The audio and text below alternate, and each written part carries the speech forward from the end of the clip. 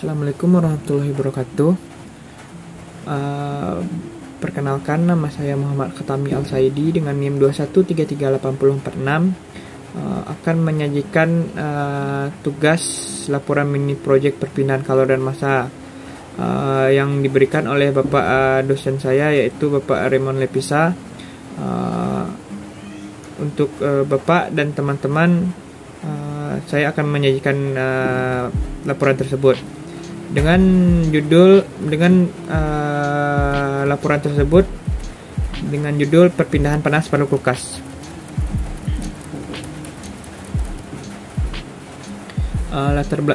Kita awali dari latar belakang.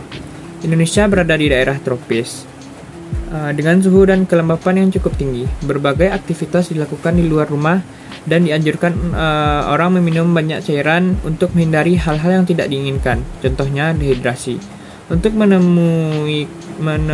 memenuhi kebutuhan akan cairan tersebut, biasanya masyarakat menyimpan minuman di dalam kulkas atau lemari pendingin, agar ketika dikonsumsi temperatur dingin dapat memberikan efek menyegarkan untuk melepaskan dahaga. Tetapi ukuran kulkas yang agak besar tidak memungkinkan hal ini dibawa selama perjalanan, baik saat berolahraga, mengemudi, atau di lokasi di mana tidak ada lemari es. Kemudian, sering berjalan waktu, dengan kemajuan zaman serta semakin berkembangnya teknologi, pada saat ini sistem pendinginan sangat memberikan manfaat bagi manusia yang mungkin kita dapat rasakan selama ini. Sistem pendinginan pada umumnya banyak digunakan untuk kepentingan komersial dan juga industri. Bahkan di setiap keluarga pasti banyak memanfaatkan pendinginan, di antaranya AC, kulkas, freezer, dan dispenser. Oleh karena itu, saya akan membahas bagaimana sih prinsip perpindahan panas salah satu alat yang saya sampaikan tadi. Alat itu adalah kulkas.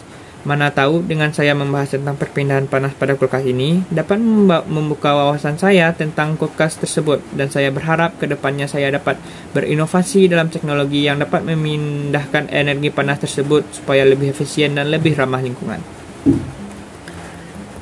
Kemudian saya akan menyajikan contoh gambar dari kulkas. Ini contoh gambar kulkas 2 pintu. Dan ini sistem dari pendinginan kulkas tersebut. Ada evaporator, ada katup ekspansi, ada kondensor, kompresor, dan lain-lain. Baiklah, kita lanjutkan dengan mekanisme cara kerja kulkas. Yang pertama, kompresor memperkecil volume gas refrigeran sembari menaikkan tekanan dan temperaturnya sekitar 80 atau 90 derajat Celcius. Tekanan tersebut mampu mendorong gas refrigeran bergerak menuju ke kumparan kondensor pada bagian luar freezer. Terus ketika gas refrigeran yang panas pada kondensor bersentuhan dengan udara yang lebih dingin seperti dapur, terjadi perubahan bentuk pada refrigeran. Hal ini disebabkan oleh panas gas refrigeran berpindah keluar hingga suhunya turun dan menjadi cair. Fase di mana gas refrigeran berubah menjadi cair. Setelah mengeluarkan panas, tekanan cairan refrigeran akan ikut menurun saat melewati katup ekspansi. Cairan ini kemudian mengalir ke kumparan evaporator yang berada di dalam kulkas. Di evaporator, cairan refrigeran berperan untuk menyerap panas sehingga isi kulkas menjadi lebih sejuk. Perpindahan atau penyerapan terjadi disebabkan oleh suhu kumparan evaporator lebih rendah atau sama dengan suhu di dalam kulkas. Yang harus diingat dari sistem perpindahan panas tersebut, panas itu bergerak karena ada perbedaan temperatur kan.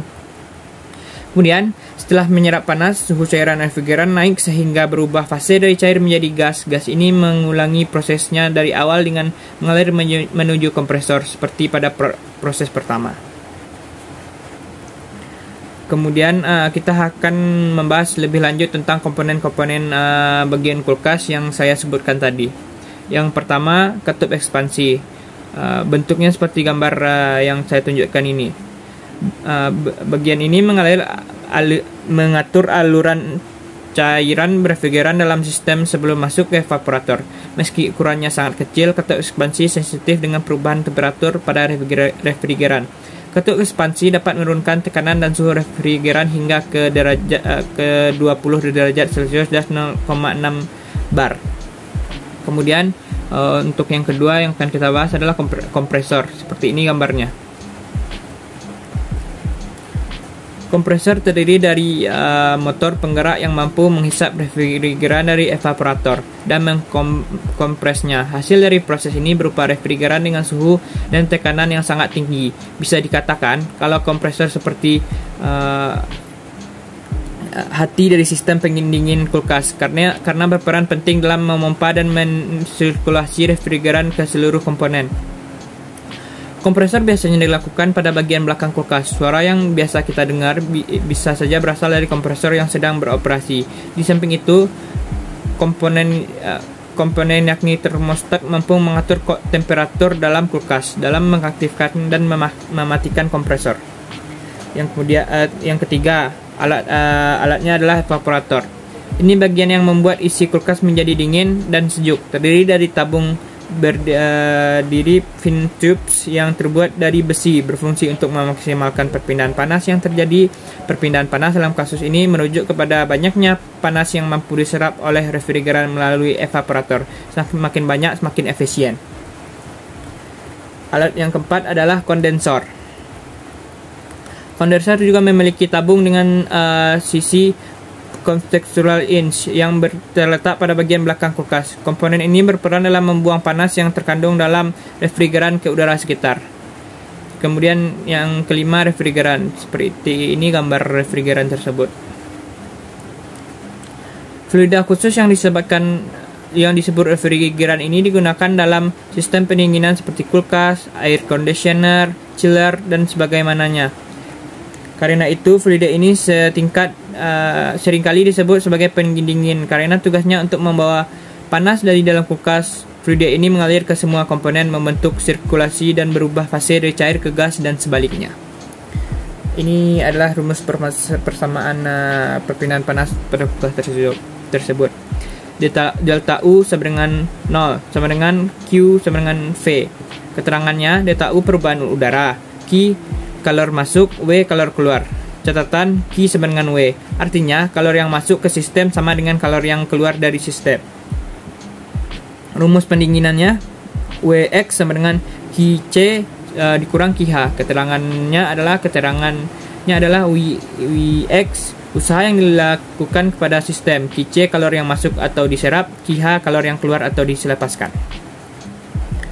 4. Usulan pemanfaatan. Usulan dari saya dalam pemanfaatan untuk meningkatkan nilai manfaat dari kulkas ini adalah besar harapan saya untuk kedepannya produksi kulkas ini. Kalau dapat, kulkas ini tidak lagi menggunakan freon, karena freon itu zat yang berpotensi merusak alam, terutama ikut andil dalam melubangi lapisan ozon yang memberi perlindungan pada bumi terhadap sinar matahari. Kemudian inilah daftar referensi atau daftar pustaka dari laporan yang saya dapatkan tadi. Sekian, terima kasih kepada Bapak dan teman-teman telah melihat video saya. Kalau ada kata-kata yang salah, mohon dimaafkan. Terlebih terkurangnya, saya minta maaf. Assalamualaikum warahmatullahi wabarakatuh dan terima kasih.